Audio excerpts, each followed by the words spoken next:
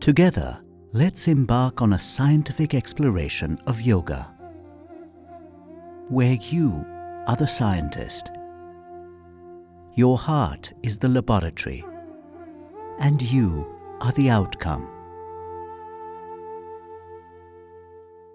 Welcome to Meditate with Daaji.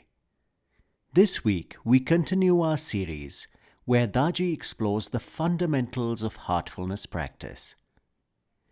In this episode, Daaji will speak about something we think we all know: prayer. But do we really understand prayer in all its depth? Let's find out with Daaji. Namaste and hello everyone. Welcome back. In the past 2 sessions, we had practiced relaxation and daily meditation with transmission. This was to connect ourselves with our own heart. We also practiced cleaning, trying to remove the impressions that hinder our connection with our heart. Today, I would like to explain in detail how we can create the conditions that will nurture the inner connection with our heart.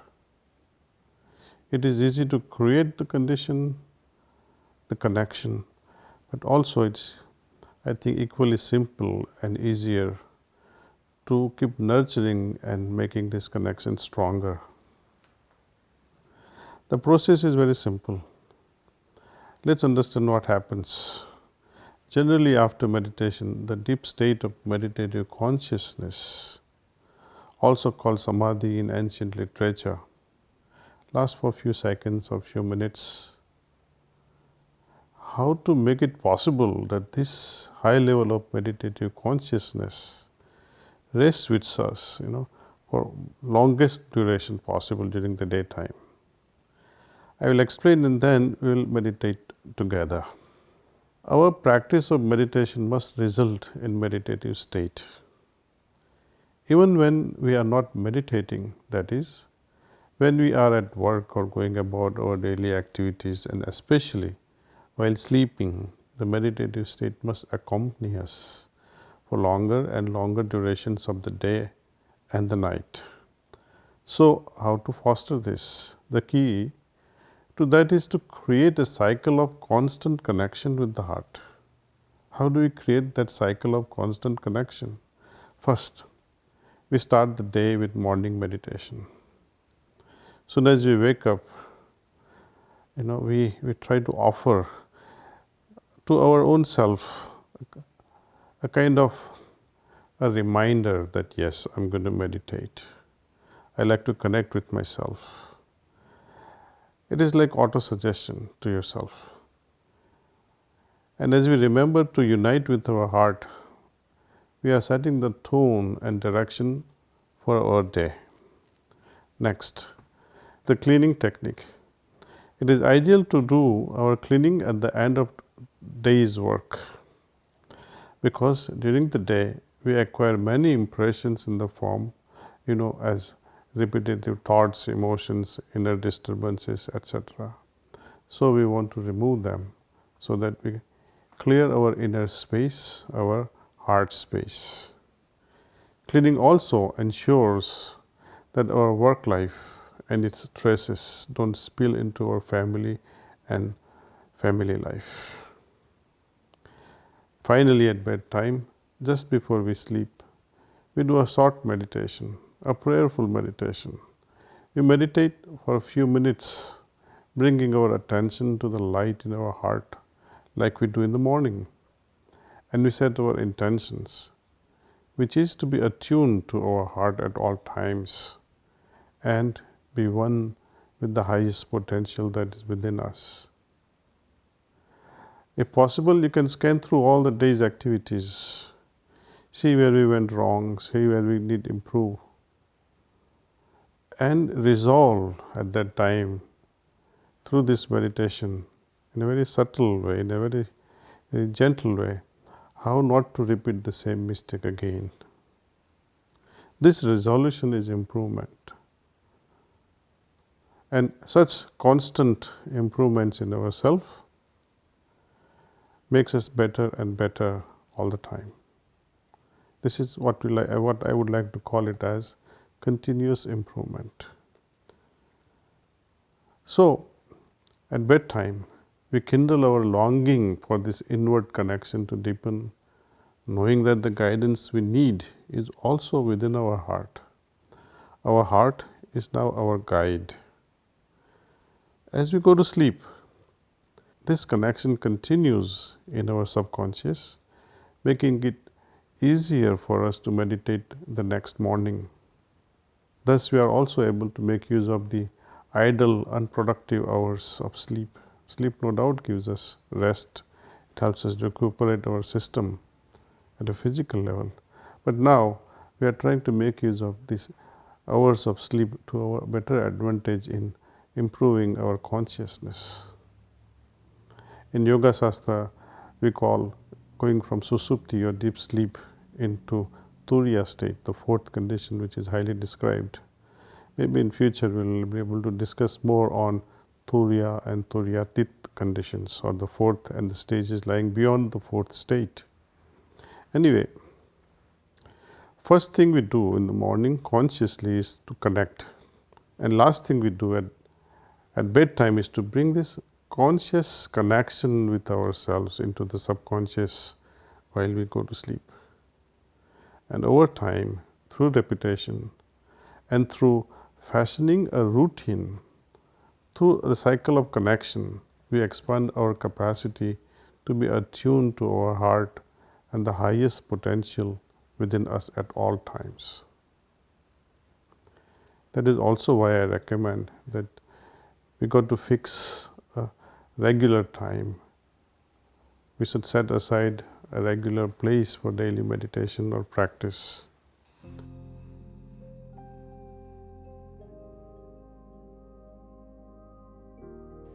We'll be meditating now. Please sit with the same comfortable posture you are in,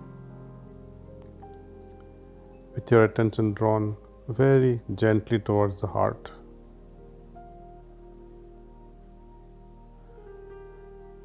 Think that the source of light which is already present inside my heart is drawing my attention inward. It is pulling my attention inward. If thoughts do arise, just gently remind yourself that we are in meditation, meditating on the source of light.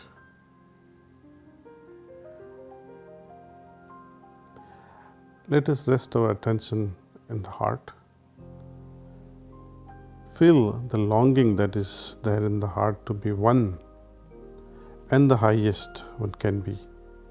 Call upon this deepest self for guidance.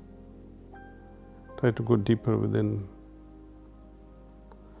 Once this process of meditation is over, I will say that's all. That is when you open your eyes. So let's meditate.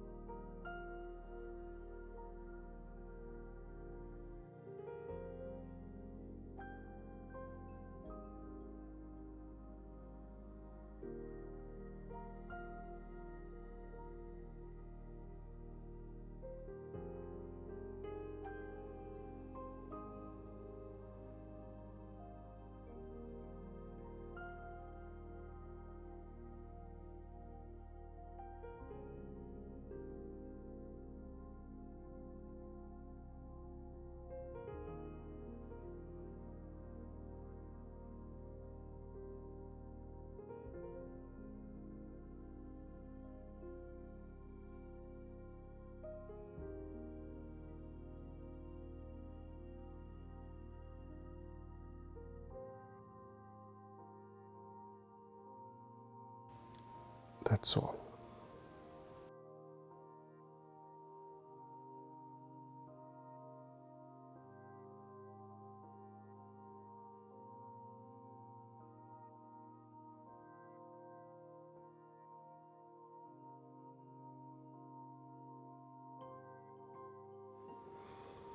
So, dear friends, how was it? Please make a short note on how you felt after this meditation.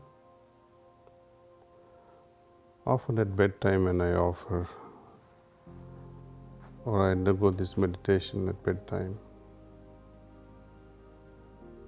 I often remind myself what is it that is helping me in transforming myself and become a better human being. What is it that has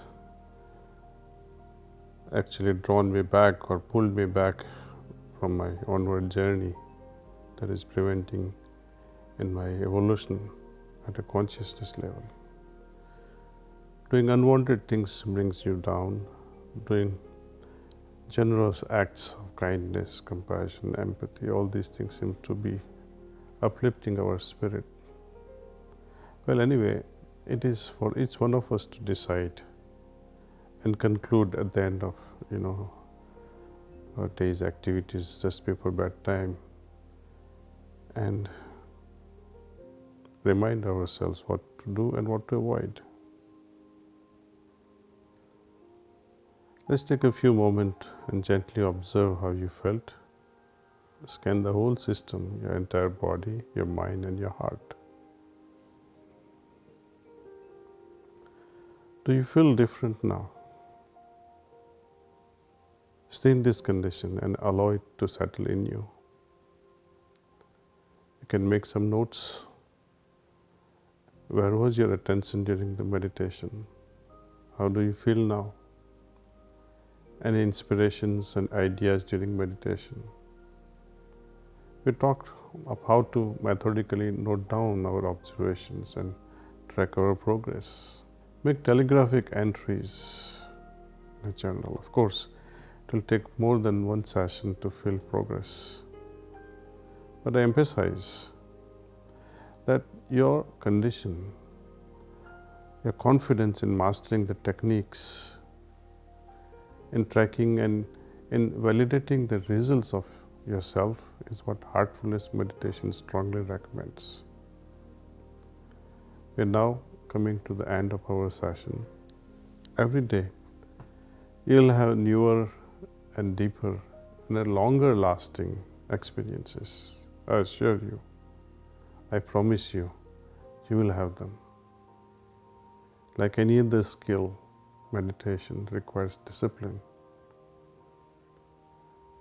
Practice and witness the results. And one last thing I would emphasize, when you do meditate, do it with a joyful heart, joyful attitude. Meditation must be a joyful exercise. Only then we can master it.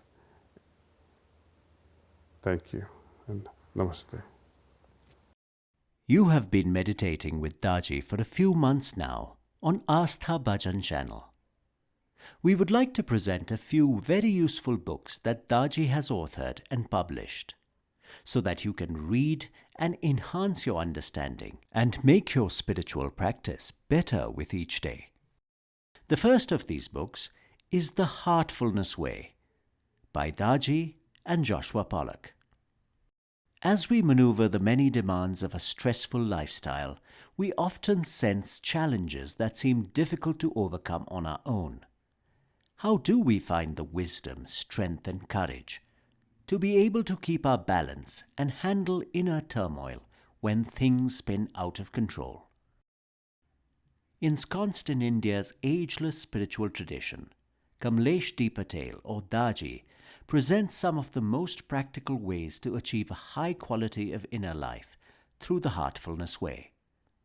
This book is an illuminating series of conversations where Daaji reveals the core principles of heartfulness practice and philosophy to Joshua Pollock, a heartfulness practitioner and trainer. We welcome you to explore the Heartfulness Way.